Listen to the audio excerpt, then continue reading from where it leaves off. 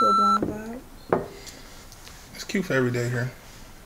Not date night here. Oh, that's my friend. Yeah. I'm damn how drunk this half thing going on now. I need some food.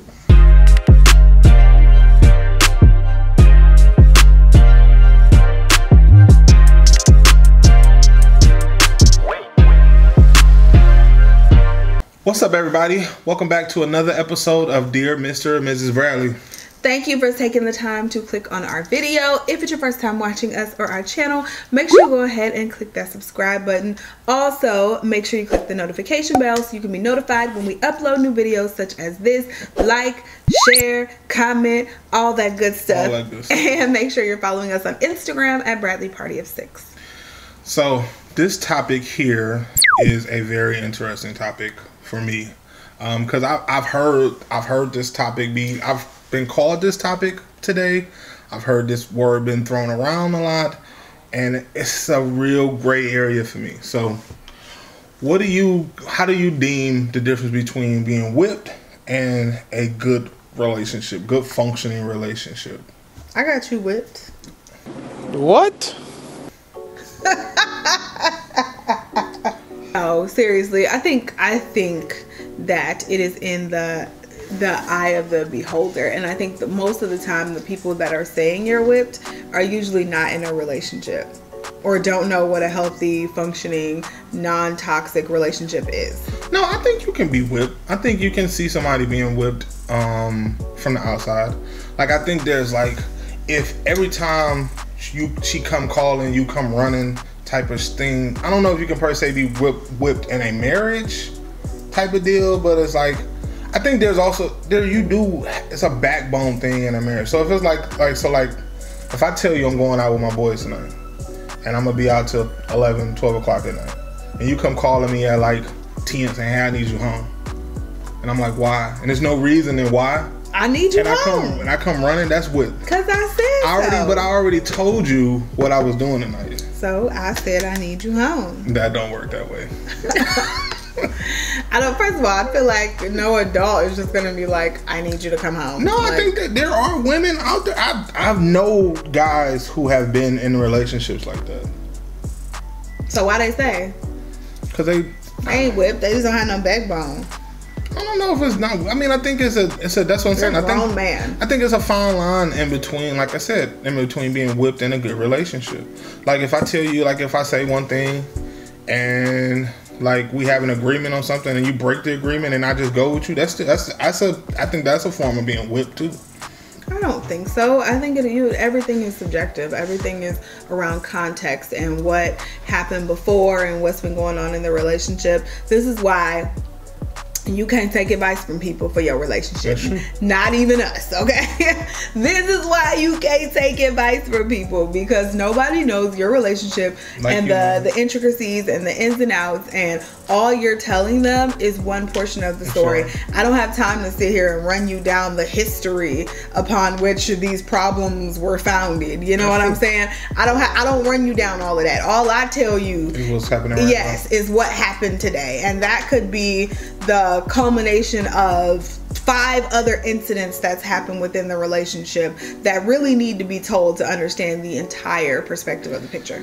And I would to say that to give some of the one guy I know for sure, I'm not gonna say no names, but the merit of that is he actually was like on the last string of his marriage. Like he was kind of like he had did some things he should not have been doing, and was kind of reckless, and he was like on the brink of losing his wife. And then it's kind of like she was basically like out the door. She was out the door. And the only way she came back was the fact that he was like, oh, you know, I'm gonna do everything you need. And now you're at the mercy of a person. And it's kind of like, I don't think that's healthy.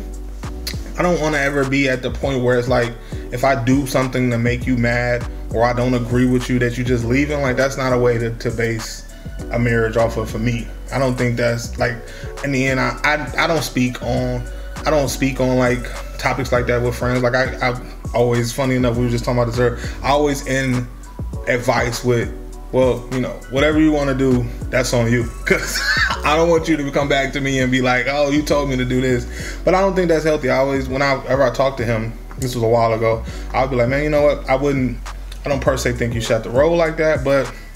See, but that's another thing. You said he was doing some stuff he wasn't supposed to do. So is that not healthy, or is that just them trying to build back trust? And sometimes it's hard to build back trust. But how long do you let that go? That's up to the people. I do. Funny enough, what did you say that the other? It was actually listening to her on her judge shows, and the judge made this divorce court. I mean, man, y'all watch Divorce Court? Let me know if y'all watch Divorce Court down below. The judge made this great quote. I had never heard this quote before, and it was like, trust is earned in droplets and lost in buckets. And that's huge. Yep. So you can like you can lose, basically loosely translated, you can lose all of your trust with one incident.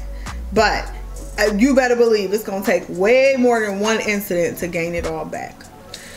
Well, okay, so getting back to the whole whipped versus not whipped. So like if I tell my boys now, like when we have conversations, I'm not even say my boys, I say guys in general, that maybe associates, maybe friends, that like about our routine. Like, you guys know we don't have gender roles here, and that's her hot topic button whenever we talk about this stuff. But and I tell them about the things that I do around the house, how I cook, how I clean, how I tend to the kids, and how, you know what I'm saying, I got him washing hair, girl. Some weeks it could be 60-40. Some weeks it's 40-60. She's not gentle with my baby girls. I take my baby girls. They get on my nerves. I take my baby girls to the heart, and when she be aggressive and rough with them, I gotta be like, no, I'm gonna take care of them. They be moving, getting me wet. I ain't got time for that. So, but and I tell them these things, and they be like, oh, I would never do that. And I've been like, oh man, you just whipped. And I don't per se see that. Maybe I am whipped. I don't know. I don't see it as whipped. I just see it as a functioning relationship and the way things should flow within a relationship. And I feel like that's what most people see or say when they say whipped, because like you said, you may hear somebody, they like, oh, my wife telling me I gotta go, but they only telling you half the story. They probably only telling you half the story. They're not telling you why they have to go, or again, what the past behaviors were that warranted that. I don't even see. It's a funny thing about men. We say things like, "Oh, the wife said it's time to go." I use that shit a lot of times for my boys watching. I use that shit a lot of times as I'm ready to go. I don't want to tell you I'm ready to go, but I'm ready to get up out of here. So, hey, the wife says it's time for me to get up out of here. I'm gonna catch y'all later. So, but we using me as a scapegoat. So, but I do. I mean, I think there's a ground between, like I said, whipped and understanding community relationship. So like people, like with my boys, even when I used to kick it heavy, I would be like, it's a certain time I just found as a respectable time, like, all right, I need to be in the house. And it's not per se like she told me, oh, you need to be in the house or you need to cut it off at this time. I just, in order to respect our marriage, I'm like, all right, I don't need to be out till 4:30, 5 o'clock in the morning. And we've talked about that before, like, not to say that we have curfews for each other, but what you doing out that late? Like, ain't nothing open that late, especially now. We've been in quarantine for a year now. Shit, what, ain't nothing even open. But when things were open, even still, like, where are you at? That is 4:30 in the morning. Even non-quarantine, ain't nothing open at 4:30 in the morning. So besides what my mom used to say, nothing open that late besides I hop in legs. That's what my mom used to say. I hop in legs. So the other side of being whipped obviously would be not whipped, which I'm definitely not whipped, because I feel like it's some orders barked out to me that I listen to, I take in, I hear, and I adhere to. So then I guess you got that like manly man who like, oh, this is my house, you're gonna do things my way, you're gonna cook, you're gonna clean, you're gonna do this. So I guess that'd be whipped on the opposite side for women. Like, so how would you perceive that? First of all, I don't feel like anybody should be talking to anybody like that. So it may not come off like that. This isn't your house. This is our house. Do I live here too? Am I not an adult? This is our house. Yeah, you're an adult, but I mean, this is just how I things need to be. So like, because I guess that you're wrong. The other side, because that's the other side. I guess the male version of being whipped is you jump whenever she come calling, or you do whatever she say. I guess the female version of being whipped would be like that. You tending to, I don't know, some older women might see this and be in their feelings about this too, but you adhere to the things that need to be done. He expect things a certain way and you do them, and that's just how.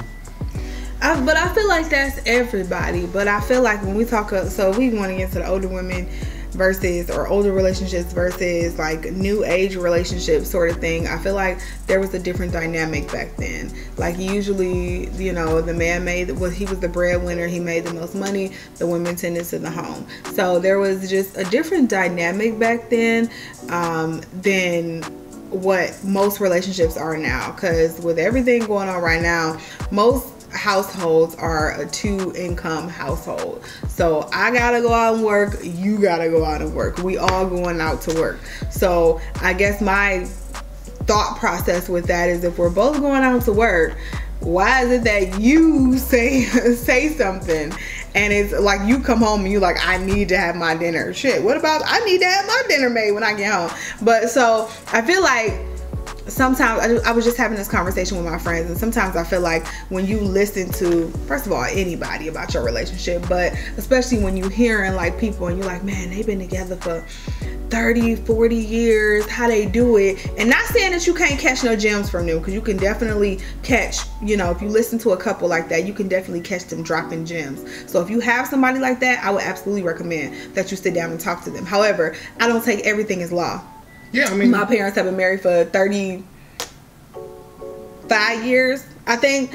And so they've been married for 35 years. And I don't take everything they say or everything that I saw as law. You know what I'm saying? I see what I liked, and I pick apart the good things that I saw. I pick out the things that I saw that maybe necessarily aren't bad to them, but just isn't the way that I want to live my life. I pick those things out, and those are the things that I try to apply to my life and my relationships. So would you consider those women whipped? Asking a question, point blank, are those women whipped? No, because again, you have to look at your relationship. You have to look at your so you own don't think relationship. There's a definition of, you don't think there's no such thing as being whipped within a marriage or a relationship? And not really. I don't really. I feel like, first of all, I feel like I feel like on one person's part that could be a little selfish. Like, we will go back to the example where you're talking about I come home and I want my dinner and all of that, but I was at work too. On my part, I feel like sometimes that could be a little selfish. You know what I'm saying? If we haven't had a prior conversation, I don't want to say I'm necessarily whipped if I do it, but it's like, okay, now I've been at work too, sir. Let's talk about this now. We need to have a conversation. I don't necessarily see it as whipped. I see it as me wanting to please my husband. Right. So that goes back to the communication portion that we always talk about. So I guess, like, if it's an understanding, then it's not whipped. If it's understanding, right, like, hey, I come home and I expect my dinner, then it's not whipped. And if that's what you want to do, ma'am, if you want to cook every day, you go ahead and do so. Now, me, twice in a row, I'm like wiped out. Okay, like I'm twice in a row, I'm wiped out.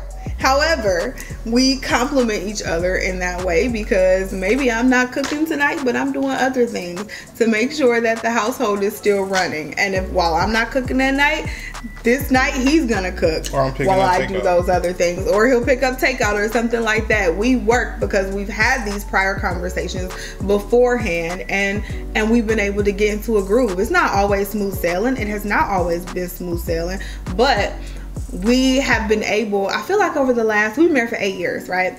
So I feel like over the last maybe 3 to 4 years, we've gotten into a groove.